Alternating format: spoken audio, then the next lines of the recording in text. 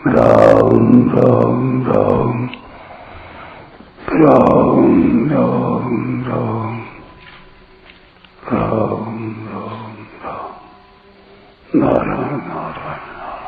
संबंध। यज्ञों का वर्णन सुनकर ऐसी जिज्ञासा होती है कि उन यज्ञों में से कौन सा यज्ञ श्रेष्ठ है। इसका समाधान भगवान आगे के 33वें श्लोक में करते हैं। श्रेयान् द्रव्यमयार्यज्ञास् ज्ञानयज्ञः परान्तपः सर्वां कर्माखिलं पार्थ ज्ञाने परिसमाप्यते। हे परंतप अर्जुन, द्रव्यमय यज्ञ से ज्ञान यज्ञ श्रेष्ठ है। संपूर्ण कर्म और पदार्थ तत्व ज्ञान में समाप्त हो जाते हैं। व्याख्या। श्रेयान् द्रव्यमयाद यज्ञास् ज्ञान यज्ञ परंतप। जिन यज्ञों में द्रव्यों, पदार्थों तथा कर्मों की आवश्यकता होती है, वे सब यज्ञ द्रव्यमय होते हैं। द्रव्य शब्द के साथ मय प्रत्यय प्रचुरता के अर्थ में है। जैसे मिट्टी की प्रधानता वाला पात्र मृण्मय कहलाता है, ऐसे ही द्रव्य की प्रधानता वाला यज्ञ द्रव्यमय कहलाता है। ऐसे द्रव्यमय यज्ञ से ज्ञान यज्ञ श्रेष्ठ है, क्योंकि ज्ञान यज्ञ में द्रव्य और कर्म की आवश्यकता नहीं होती। सभी यज्ञों को भगवान ने कर्मजन्य कहा है।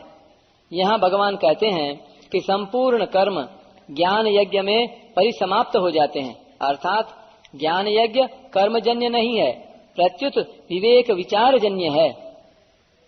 अतः यहाँ जिस ज्ञान यज्ञ की बात आई है, वह पूर्व वर्णित 12 यज्ञों के अंतर्गत आये ज्ञान यज्ञ का वाचक नहीं है, प्रत्युत आगे के 34वें श्लोक में वर्णित ज्ञान प्राप्त करने की प्रचलित प्रक्रिया का वाचक है। पूर्व वर्णित 12 यज्ञों का वाचक यहाँ द्रव्यमय यज्ञ है। द्रव्यमय यज्ञ समाप्त करके ही ज्ञान यज्ञ किया जाता है। अगर सूक्ष्म दृष्टि से देखा जाए तो ज्ञान यज्ञ भी क्रियाजन्य ही है, परंतु इसमें विवेक विचार की प्रधानता रहती है। सर्वं कर्माखिलम पार्थ ज्ञाने परिसमाप्यते। सर्वम और अखिलम दोनों शब्द पर्यायवाची हैं और उनका अर्थ संपूर्ण होता है। इसलिए यहाँ सर्वम कर्म का अर्थ संपूर्ण कर्म, मात्र कर्म, और अखिलम का अर्थ संपूर्ण द्रव्य, मात्र पदार्थ लेना ही ठीक मालूम देता है। जब तक मनुष्य अपने लिए कर्म करता है, तब तक उसका संबंध क्रियाओं और पदार्थों से बना रहता है। जब तक क्रियाओं और पदार्थों से संबंध रहता है, तभी तक अंतःकरण में अशुद्धि रहती है। इसलिए अपने लिए कर्म न करने से ही अंतःकरण शुद्ध होता है। अंतःकरण में 3 दोष रहते हैं: मल, विक्षेप और आवरण, अर्थात संचित पाप, चित्त की चंचलता और अज्ञान। अपने लिए कोई भी कर्म न करने से, अर्थात संसार मात्र की सेवा के लिए ही कर्म करने से, जब साधक के अंतःकरण में स्थित मल और विक्षेप दोनों दोष मिट जाते हैं, तब वह ज्ञान प्राप्ति के द्वारा आवरण दोष को मिटाने के लिए कर्मों का स्वरूप से त्याग करके गुरु के पास जाता है।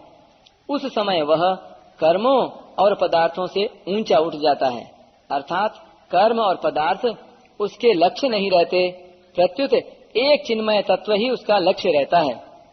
यही संपूर्ण कर्मों और पदार्थों का तत्व ज्ञान में समाप्त होना है। ज्ञान प्राप्ति की प्रचलित प्रक्रिया। शास्त्रों में ज्ञान प्राप्ति के 8 अंतरंग साधन कहे गए हैं। पहला विवेक, दूसरा वैराग्य, तीसरा शम आदि 6 संपत्ति, अर्थात शम, दम, श्रद्धा, उपरति, तितिक्षा और समाधान। चौथा मुमुक्षुता, 5वां श्रवण, 6ठा मनन, सातवां निधिध्यासन और आठवां तत्त्वम पदार्थ संशोधन। इनमें पहला साधन विवेक है। सत और असत को अलग अलग जानना विवेक कहलाता है। सत असत को अलग अलग जानकर असत का त्याग करना अथवा संसार से विमुख होना वैराग्य है। इसके बाद शम आदि षट संपत्ति आती है। मन को इंद्रियों के विषयों से हटाना शम है, इंद्रियों को विषयों से हटाना दम है, ईश्वर शास्त्र आदि पर पूज्य भाव पूर्वक प्रत्यक्ष से भी अधिक विश्वास करना श्रद्धा है, वृत्तियों का संसार की ओर से हट जाना उपरति है, सर्दी गर्मी आदि द्वंद्वों को सहना उनकी उपेक्षा करना तितिक्षा है, अंतःकरण में शंकाओं का न रहना समाधान है। इसके बाद चौथा साधन है मुमुक्षुता। संसार से छूटने की इच्छा मुमुक्षुता है। मुमुक्षुता जागृत होने के बाद साधक पदार्थों और कर्मों का स्वरूप से त्याग करके श्रोत्रिय और ब्रह्मनिष्ठ गुरु के पास जाता है। गुरु के पास निवास करते हुए शास्त्रों को सुनकर तात्पर्य का निर्णय करना तथा उसे धारण करना श्रवण है। श्रवण से प्रमाणगत संशय दूर होता है। परमात्म तत्व का युक्ति प्रयुक्तियों से चिंतन करना मनन है। मनन से प्रमेयगत संशय दूर होता है। संसार की सत्ता को मानना और परमात्म तत्व की सत्ता को न मानना विपरीत भावना कहलाती है। विपरीत भावना को हटाना निधिध्यासन है। प्राकृत पदार्थ मात्र से संबंध विच्छेद हो जाए और केवल एक चिन्मय तत्व शेष रह जाए, यह तत्त्वम पदार्थ संशोधन है। इसे ही तत्व साक्षात्कार कहते हैं। टिप्पणी। जो सांसारिक भोग और संग्रह में लगे हुए हैं, ऐसे मनुष्यों के द्वारा श्रवण होता है शास्त्रों का, मनन होता है विषयों का, निधिध्यासन होता है रुपयों का और साक्षात्कार होता है दुखों का। विचार पूर्वक देखा जाए तो इन सब साधनों का तात्पर्य है असाधन अर्थात असत के संबंध का त्याग। वस्तु अपने लिए नहीं होती, पर त्याग का परिणाम तत्व साक्षात्कार अपने लिए होता है। परिशिष्ट भाव। द्रव्यमय यज्ञ में क्रिया तथा पदार्थ की मुख्यता है, अतः वह करण सापेक्ष है। ज्ञान यज्ञ में विवेक विचार की मुख्यता है, अतः वह करण निरपेक्ष है। इसलिए द्रव्यमय यज्ञ से ज्ञान यज्ञ श्रेष्ठ है।